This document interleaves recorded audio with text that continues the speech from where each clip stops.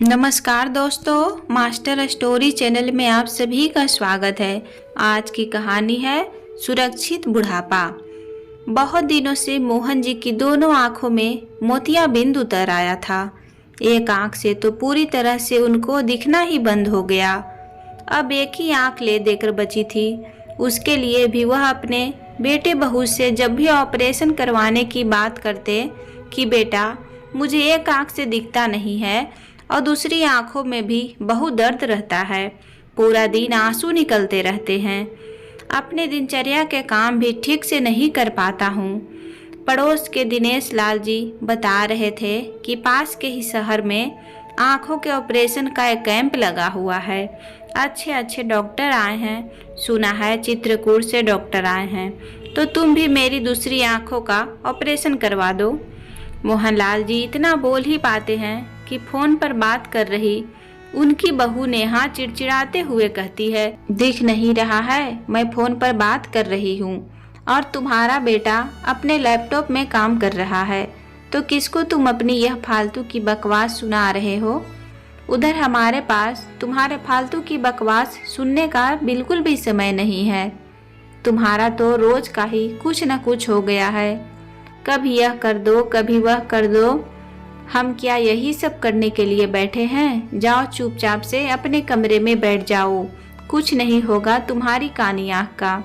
वैसे भी कानी आंखें लेकर के पूरे घर में आप शगुन करते रहते हो। सुबह सुबह तुम्हारा मुंह देख लेती हूँ तो पूरा दिन बर्बाद हो जाता है। मुझे तुम्हारा मुंह नहीं देखना है, पलट कर अपने कमरे में चले जाओ। मोहन जी आशा की निगाहों से अपने बेटे की तरफ देखते हैं कि शायद बेटा उन पर दया दिखाकर कुछ कहे, लेकिन बेटा भी कहता है, क्या बाबूजी, आपको तो घर में रोज न रोज कलह करने की आदत पड़ गई है। शांति से घर में बैठे नहीं रह सकते हो? सुबह शाम रोटियां खाने को मिल रही है, खाइए और भगवान का नाम जपिए। लेकिन नहीं, हम सबको बीच में आकर के डिस्टर्ब करना है। निराशा मन से मोहन जी वापस से अपने कमरे में आकर चारपाई पर बैठ जाते हैं। बैठे बैठे सोच रहे हैं कि मैं क्या किस्मत पाई हूँ। एक तो इस बुढ़ापे में मेरी जीवन संगिनी मेरा साथ छोड़कर चली गई, ऊपर से बहू बेटा भी ऐसे हैं कि जिनको अपने बूढ़े बाप की फिक्र ही नहीं है। चाहे वह कैसे भी रहे, कितने भी तकलीफ सहन करता रहे, किसी को दिखाई नहीं देता है। दोपहर को बहू बेटा तैयार हो करके मॉल में घूमने जा रहे थे। बेटा एक एल्यूमिनियम के प्लेट में खिचड़ी परोस कर अपने पिताजी के सामने दरवाजे से ही प्लेट को घिसका देता है और कहता है, हम दोनों घूमने जा रहे हैं, रात तक आएंगे। एक प्लेट खिचड़ी और रखी है रसोई के दरवाजे के बाहर, वह तुम्हारे रात के लिए है, अभी मत खा लेना। बेटे के बाहर जाने की बात सुन करके मोहनलाल जी झट से अपनी चारपाई से उठते हैं और अपनी खूंटी पर टंगे हुए झोले में कुछ तलाशने लगते हैं। झोले से वह एक आंखों में ड्रॉप डालने वाली शीशी निकालते हैं जो कि पूरी तरह से खाली हो गई है। बेटे के पास लाकर कहते हैं, बेटा तुम बाहर जा रहे हो तो मेरी आंखों की यह दवाई लेते आना, खत्म हो गई है। इस दवाई की 2 बूंद डाल लेता हूँ तो थोड़ी दर्द में राहत होती है, बहुत दिनों से खत्म हो गई है। तुमसे कहने की हिम्मत ही नहीं हो रही थी, लेकिन आज जा रहे हो तो ध्यान से लेते आना। बहू नेहा दवाई की शीशी को उठा करके कचड़े के डब्बे में फेंक देती है और कहती है, हमारे बाहर जाने के नाम से ही खर्च बताने लगते हो। अरे कुछ दिनों तक आंखों में दवाई नहीं डालोगे तो मर थोड़ी न जाओगे। थोड़ा बहुत दर्द होगा तो सह लेना, बुढ़ापे पर तो दुख तकलीफ लगी रहती है। शेखर कहता है, पिताजी एक आंख से दिखता नहीं है, दूसरी आंख में इतना दर्द होता है, लेकिन फिर भी चैन से नहीं बैठ सकते हो। पूरा दिन घर में इधर से उधर टहलते रहते हो। अरे खुद तो कुछ काम धाम करते नहीं हो, एक पैसे भी नहीं कमाते हो, खर्च ही खर्च बताते रहते हो। लेकिन कम से कम हमें तो अपने काम करने दो, चुपचाप से अपने कमरे में बैठे रहिए। इतना कह करके बेशर्मों की तरह दोनों घूमने के लिए निकल गए। बेटे बहू के जाने के बाद मोहनलाल जी की बेटी रेनू उसी दिन घर आ जाती है। रेनू को अपने पिता की दयनीय हालत की बिल्कुल भी भनक नहीं है, क्योंकि भैया भाभी उनके सामने तो उसके पिताजी के साथ बहुत अच्छा व्यवहार करते हैं। जब कभी वह 2-4 दिन के लिए अपने मायके रहने आती है, तब उसके भैया भाभी अपने पिता को अच्छे से खाना भी खिलाते हैं, उनका ख्याल भी रखते हैं, जिस वजह से वह अपने पिता की तरफ से पूरी तरह से बेफिक्र थी। हालांकि 2 साल पहले उसकी माँ गुजर गई थी। अब पिताजी अकेले रह गए हैं तो उसे अपने पिता की ज़्यादा चिंता रहती है। इसलिए आज वह अचानक से अपने पापा से मिलने के लिए आ गई। बहुत दिनों से उसे अपने पापा की याद आ रही थी, इसलिए बिना बताए ही आ गई। वैसे तो हमेशा फ़ोन करके आती थी। घर के दरवाजे से ही वह पिताजी पिताजी की आवाज़ लगाती हुई अंदर आती है। पिताजी की आवाज़ ही नहीं आ रही थी, क्योंकि वह तो चुपचाप से अपने कमरे में दरवाज़ा बंद करके बैठे थे। बहू ने कमरे से निकलने से मना कर दिया था। घर के सारे दरवाजे पर, यहाँ तक कि रसोई पर भी ताला लगा हुआ था। रसोई के बाहर एक प्लेट में ढकी हुई खिचड़ी रखी थी, जो कि मोहनलाल जी के लिए बहू बेटा शाम के लिए रख कर गए हैं। कहीं से कोई आवाज़ नहीं आती है तो वह भैया भाभी को आवाज़ देती हुई दरवाज़ा खटखटाती है। रेनू को थोड़ी घबराहट हो जाती है कि घर का मेन दरवाज़ा तो खुला हुआ है, लेकिन अंदर कोई नहीं दिखाई दे रहा, ना ही कोई दरवाज़ा आवाज़ दे रहा है। फिर वह अपने पिताजी के कमरे के पास जाती है। खिड़की से जाकर देखती है तो पिताजी तो कमरे में ही लेटे हुए हैं। वह आवाज़ देती है, लेकिन मोहनलाल जी की आंख लग गई थी। बेटी घबरा जाती है कि आखिर पिताजी दरवाज़ा क्यों नहीं खोल रहे हैं। वह जोर जोर से दरवाज़ा पीटती है तो हड़बड़ा कर मोहनलाल जी उठते हैं। उन्हें लगता है बहू बेटा वापस आ गए हैं। घबराते हुए दरवाज़ा खोलते हैं। सामने बेटी को देख करके खुश हो जाते हैं। खुशी के साथ साथ ही उनकी आंखों में आंसू भी आ जाते हैं। अपने पिता के चेहरे को देखकर ही रेनू समझ जाती है कि मेरे पिता तकलीफ में हैं। कोई न कोई बात जरूर है। क्या हुआ पिताजी? कोई बात है क्या? अगर कोई बात है तो आप मुझे बताओ। और भैया भाभी कहाँ हैं? वह मुझे दिखाई नहीं दे रहे हैं। आपकी तबीयत ठीक नहीं है क्या? एक के बाद एक कई सवाल रेनू अपने पिताजी से पूछ लेती है। हाँ बेटा, वो दोनों घूमने गए हैं, रात तक आएंगे। और तुम अचानक से कैसे आ गई? तुमने बताया भी नहीं कि आने वाली हूँ। हाँ पिताजी, बहुत दिनों से तुम्हारी याद आ रही थी। 2 दिन से सपने में भी दिखाई दे रहे थे, तो सोचा एक बार तुम्हें देख कर आती हूँ। इधर आई तो कोई दिखा ही नहीं, भैया भाभी भी नहीं है। मुझे ऐसा क्यों लग रहा है कि आप मुझे से कुछ छुपा रहे हो? कोई बात है जो मुझे बताना नहीं चाहते हो? नहीं नहीं बेटा, ऐसी कोई बात नहीं है। अपनी आंखों के आंसुओं को पोंछते हुए मोहनलाल जी कहते हैं।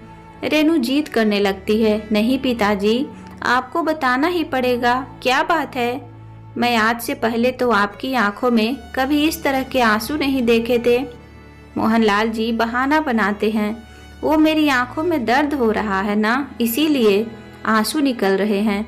चलो, आंखों में दर्द होता है तो एक आंख से आंसू निकलता है, लेकिन दोनों आंखों से आप क्यों रो रहे हैं? अपनी बेटी के सामने ज्यादा देर तक अपने दर्द को मोहन जी छुपा नहीं पाते हैं और सब कुछ बता देते हैं कि बेटा, मेरी आंखों में 2 महीने से लगातार दर्द हो रहा है। एक आंखों में तो पहले से ही दिखना बंद हो गया है, दूसरी आंखों में भी मोतियाबिंद हो गया है। बेटा ऑपरेशन करने के लिए तैयार नहीं है। ऑपरेशन तो दूर की बात है, एक छोटी सी दवाई भी नहीं लाता है। कहता है कि घर में तुम रहते ही हो तो क्या, अब बुढ़ापे पर मैं क्या करूँगा? पूरी जिंदगी तो किया है, और अब मुझे काम भी कौन देगा? इस बूढ़ी हड्डियों में अब काम बनता भी नहीं है। पास के ही शहर में आंखों के ऑपरेशन करने का एक कैंप लगा है। बेटे बहू से कहा तो उन्होंने साफ साफ मना कर दिया। मुझे तो डर यह लगता है कि बेटा जब तक मुझे दिखाई दे रहा है मैं अपने काम खुद से कर लेता हूँ, और जिस दिन मुझे दिखना बंद हो गया तो मैं पूरी तरह से बहू बेटे पर आश्रित हो जाऊंगा। फिर तो मेरे लिए जीते जी नरक हो जाएगा। इसलिए मैं चाहता हूँ कि जब तक जिंदगी है तब तक अपनी आंखों से देखता रहूं और अपने शरीर के काम धाम खुद से करता रहूं। मुझे बहू बेटों पर आश्रित ना होना पड़े। आज मैं आर्थिक रूप से बहू बेटे पर आश्रित हूँ तो मेरी यह दशा है। बेटा एक गोली या दवाई भी लाकर नहीं देता है। कल अगर मैं सारी एक रूप से भी उन पर आश्रित हो गया तब तो मेरी दुर्दशा हो जाएगी। यही सोच सोच कर परेशान रहता हूँ। अपने पिता की बातें सुन करके रेनू की आंखों से आंसू गिरने लगे। उसने कहा, पिताजी, यह सब बातें आपने मुझे पहले क्यों नहीं बताई? अभी 6 महीने पहले रक्षाबंधन में तो ही आई थी आपके पास। मुझे तो लग रहा था कि सब कुछ ठीक है। क्या बताता बेटा तुम्हें? तुम्हारे सामने तो बहू बेटा हमसे अच्छी तरह से व्यवहार करते हैं। अगर तुमसे कुछ कहता तो बहू को लगता कि अपनी बेटी से हमारी चुगली कर रहा है। इसलिए मैंने तुमसे कभी कुछ नहीं कहा। और फिर तुम भी संयुक्त परिवार में रहती हो, तुम्हारी भी तमाम जिम्मेदारियां हैं। मैं तुम्हें अपनी तरफ से परेशान नहीं करना चाहता था। आपने मुझे इतना पराया समझ लिया पिताजी कि मैं आपके दुख तकलीफ में भी काम नहीं आऊं। ससुराल की जिम्मेदारियां अपनी तरफ है, लेकिन अगर मेरे पिताजी तकलीफ में हैं तो मैं यह भी नहीं सह सकती हूँ। माँ चली गई है तो इसका मतलब यह नहीं कि आपको देखने वाला कोई नहीं है। मैं हूँ ना आपको देखने के लिए। और भैया भाभी ने आपके साथ बिल्कुल भी सही नहीं किया है। उन्हें इसका परिणाम भुगतना ही होगा। मैं उनको किए की सजा उन्हें जरूर दूंगी। जो उन्होंने आपको सिर्फ एक कमरे में बंद करके रख दिया है। आपकी दुख तकलीफ उन्हें दिखाई नहीं देती है। नेहा और मोहन जी एक दूसरे के गले लगकर खूब रोते हैं। अरे मेरे पिता तो ऐसे सामाजिक व्यक्ति हैं जिनका समाज में बहुत नाम है। हमेशा दूसरों की मदद करने वाले हैं। कभी किसी के लिए उन्हें बुरा नहीं सोचा। और भैया भाभी ने माँ के जाने के बाद आज मेरे पिताजी की ऐसी हालत कर दी कि उनकी आंखों से आंसू बह रहे हैं। यह उन्होंने आपके साथ अच्छा नहीं किया है। वैसे तो रेनू अपने पिताजी को घंटे भर के लिए देखने आई थी, लेकिन अब वह अपने ससुराल में फोन करके कह दी कि वह हफ्ते भर तक अभी अपने मायके में ही रहेगी। पिताजी की तबीयत ठीक नहीं है। रेनू अपने पिताजी की दवाई की खाली शीशी लेकर पास के मेडिकल स्टोर में जाकर उसे ले आती है। रात को जब मोहन लाल जी को भूख लगती है तो बेटी रसोई के दरवाजे के बाहर रखी खिचड़ी ले आती है। खिचड़ी ठंडी हो चुकी थी। वह उसको गर्म करना चाहती थी, लेकिन रसोई में तो भाभी ताला लगा कर गई है। रात के 9 बजे तक बेटा और बहू घर वापस आते हैं। घर में जब वह अपनी बहन रेनू को देखते हैं तो दोनों के पैरों के नीचे से जमीन निकल जाती है। रेनू को देखकर दोनों ही सकपका जाते हैं। हड़बड़ाते हुए बेटा कहता है, अरे रेनू, तुम बिना बताए कैसे आ गई? क्यों भैया, बता कर आने से आपको कुछ तैयारी करनी होती है क्या? आज बिना बताए आने से मैंने जो देखा वह बता कर आने से मैं कभी नहीं देख पाती। क्या कहना चाहती हो तुम? तुम्हारे कहने का क्या मतलब है? भाभी चिढ़ती हुई कहती है, मेरे कहने का मतलब है आप समझ ही रहे होंगे कि मैं क्या कहना चाहती हूँ। हमेशा मैं आपको बता कर आई थी तो आप मेरी आंखों के सामने पिताजी की देखभाल करने का झूठा नाटक करते थे, लेकिन आज बिना बताए आई हूँ तो सारी बात खुल गई है तुम्हारी कि तुम दोनों उनके साथ कैसा व्यवहार करते हो। तुम्हें शर्म नहीं आती है? रसोई में ताला डाल कर गए हो। पिताजी के घर में ही उन्हें एक कमरे में बंद कर दिया है। जब बहू और बेटा को लगता है कि उनकी बहन को उनकी सच्चाई के बारे में सब पता चल गया है, तो फिर वह सोचते हैं जब उसको पता ही चल गया है तो अब इसके सामने अच्छा बनने का नाटक करने की क्या जरूरत है। बहू आंखें तरेड़ते हुए कहती है, हाँ तो क्या करें? पूरे दिन उनकी तीमारदारी करते रहें? घर पर बैठ करके अपनी जिंदगी ना जिए? और क्या कमी है उनको? बस घर में सुबह खिचड़ी बना कर गई थी और रख कर भी गई थी। खाने के लिए कुछ भूखे थोड़ी न मार रहे हैं। घर में भूखे मारने से आपका क्या मतलब है भाभी? घर में अपने पिताजी को एक कमरे में कैद करके रख दिया है। उनके ही घर में कहीं भी आना जाना से मना कर दिया है। और भैया आपको शर्म नहीं आई पिताजी के साथ यह सब करते हुए? आपको दिखाई नहीं देता है पिताजी की आंखों में कितना दर्द हो रहा है? आंखें सूज कर लाल हो गई है और आप उनके आंखों का ऑपरेशन तक नहीं करा रहे हो। कितना खर्चा आएगा ऑपरेशन में जो आप इतना सोच रहे हैं? पूरे 5,000 खर्च हो रहे हैं इनके ऑपरेशन में। मेरे पास इतने पैसे नहीं हैं कि मैं 5,000 रुपये पिताजी के लिए खर्च कर सकूं। वाह भैया वाह, सही कह रहे हो आप। अपने मॉल घूमने के लिए तुम्हारे पास पैसे हैं, लेकिन पिताजी के ऑपरेशन कराने के लिए पैसे नहीं हैं। आपको याद दिला दूं, बचपन में आपके पेट में पथरी थी जिसके ऑपरेशन में 20,000 रुपये खर्च हुए थे। मम्मी पापा ने वह पैसे खर्च करने में एक पल भी नहीं सोचा था। मम्मी ने अपने सारे बचे बचाए पैसे पिताजी को दे दिए थे कि जा करके बेटे का ऑपरेशन करवा दो, मेरे बेटे को इस दर्द से छुट्टी दिलवा दो। बेचारा दर्द से कराहता रहता है, मुझे देखा नहीं जाता है। लेकिन आप सिर्फ 5,000 रुपये खर्च करने के लिए आज इतना सोच रहे हैं। रेनू के मुंह से टक सा जवाब पाकर बेटा और बहू तिल मिला जाते हैं। बहू कहती है, अगर तुम्हें ऑपरेशन कराने का इतना ही शौक है तो तुम्हारे भी तो पिताजी हैं, ले जाओ अपने साथ और करा दो ऑपरेशन। रेनू कहती है, मैं तो अपने पिताजी का ऑपरेशन करा ही दूंगी, एक पल भी नहीं सोचूंगी। लेकिन तुम एक चीज का ध्यान रख लेना भैया कि पिताजी का ऑपरेशन करने का फर्ज तुम्हारा है, क्योंकि पिताजी की सारी प्रॉपर्टी, पैसे, घर, जमीन सब तुम ले रहे हो, मैं नहीं ले रही हूँ, तो फर्ज भी तुम्हारा बनता है। जिस घर में तुम रह रहे हो यह घर भी पिताजी का बना बनाया है, और हर साल जिस जमीन के पैसे तुम ले लेते हो वह जमीन भी पिताजी का है। रेनू अपने भैया भाभी को सबक सिखाने के लिए धमकी देती हुई कहती है, ठीक है भैया, मैं कल ही अपने पिताजी के पास के अस्पताल में आंखों का ऑपरेशन करवाने के लिए ले जा रही हूँ। अगर मैं बेटे का फर्ज निभाऊंगी तो आगे आप खुद समझदार हैं, मैं भी फिर जमीन में हिस्सा मांगूंगी। हिस्से की बात सुन करके बेटा और बहू दोनों ही डर जाते हैं, कहीं ऐसा ना हो रेनू सच में पिताजी की जमीन और घर में हिस्सा मांगने लग जाए। आज के कानून के हिसाब से तो बेटियां भी मायके में अपना हिस्सा ले सकती है। इतना कहकर रेनू अपने पिताजी के कमरे में चली जाती है। पिताजी, आज आप आराम से सो जाइए, सिर्फ आज का दर्द और सह लो, कल ही आपको मैं ऑपरेशन करवाने के लिए ले चलती हूँ। सुबह होते ही रेनू अपने पिताजी को अस्पताल ले जाती है।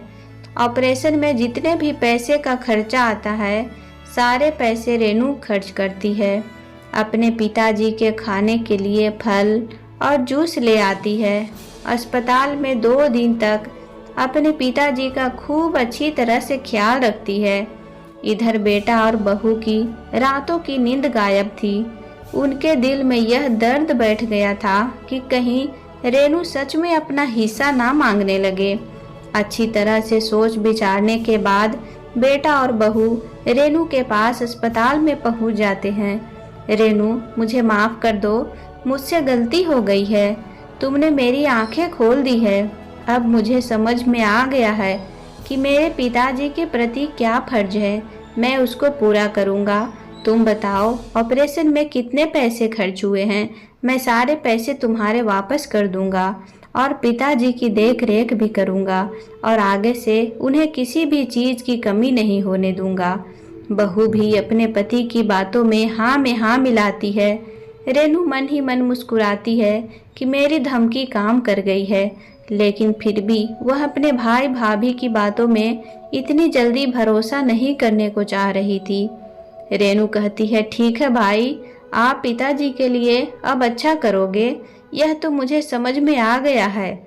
लेकिन घर पहुंचकर मुझे आपसे पिताजी को ले करके और भी बातें क्लियर करनी है, जिससे उन्हें आगे भविष्य में किसी भी चीज़ की कमी ना हो। नेहा की बात सुन करके बेटा और बहू थोड़ी देर तक तो खड़े रह जाते हैं कि पता नहीं अब क्या बोलेगी। काफी देर बाद बोलते हैं, ठीक है रेनू, तुम जैसा कहोगी हम वैसा ही करने के लिए तैयार हैं। 4 दिन तक अस्पताल में रहने के बाद मोहनलाल जी अपनी बेटी रेनू और बेटे के साथ घर आ जाते हैं। आसपास मोहल्ले के लोग भी उनको देखने के लिए आते हैं। रेनू अपने आस पड़ोस के 4 समझदार लोगों को बुलाती है और 4 रिश्तेदारों को बुलाती है और एक प्रस्ताव अपने भैया भाभी के सामने रखती है, जिससे कि उसके पिताजी का बुढ़ापा सुरक्षित रहे। रेनू कहती है, भैया आपको लग रहा होगा कि मैं इस घर में अपना हिस्सा लूँगी, पर मुझे इस घर से कोई हिस्सा नहीं चाहिए। मुझे ऊपर वाले ने पहले से ही बहुत कुछ दिया है, किसी चीज़ की कमी नहीं है। लेकिन बस मैं इतना चाहती हूँ कि पिताजी की लोक तकलीफ में आप उसके साथ थे। बुढ़ापे पर कुछ दवाइयाँ की ज़रूरत होती है, उनमें कमी ना होने पाए। उनके हाथ में कुछ रुपए रख दे, जिससे उन्हें यह लगे कि घर में उनका भी कुछ हक है। बहू बेटा उनका ख्याल रखता है, इसलिए मैं चाहती हूँ कि हर साल जब बटाई के पैसे घर में आए तो उसका 25% अपने पिताजी को देंगे और 75% आप रख लेना, जिससे पिताजी अपनी दवा का खर्चा चलाते रहेंगे। और अगर जो बच जाएंगे वह बाद में आपको ही देंगे, लेकर कहाँ जाएंगे। और उनके घर में उन्हें स्वतंत्रता के साथ रहने दिया जाए, क्योंकि उनका जो भी है बाद में सब आपका ही मिलना है। वह ऊपर लेकर नहीं जाएंगे। भरी आंगन में बेटा बहू अपनी बहन रेनू की बातों को सुन रहे हैं और अब उनके पास उसकी बातों को मानने के अलावा कोई चारा भी नहीं है। वह रेनू की सारी बातों को मान लेते हैं। मोहनलाल जी अब पूरी तरह से खुश हैं। एक तो उनकी आंखों का दर्द चला गया है, आंख से ठीक तरह से दिखने लगा, और आज उनकी बेटी ने उनका बुढ़ापा भी सुरक्षित कर दिया है। घर में आए सभी लोग रेनू के निर्णय की बहुत तारीफ करते हैं और कहते हैं, बेटी हो तो ऐसी। और तभी से बेटा और बहू और मोहनलाल जी खुशी खुशी रहने लगे। दोस्तों, उम्मीद करती हूँ आपको मेरी कहानी पसंद आई होगी। पसंद आए तो वीडियो को लाइक करें, चैनल पर पहली बार आए हैं सब्सक्राइब करें, और हाँ, बेल आइकन घंटी को दबाना ना भूलें। कहानी को पूरा देखने के लिए दिल से धन्यवाद।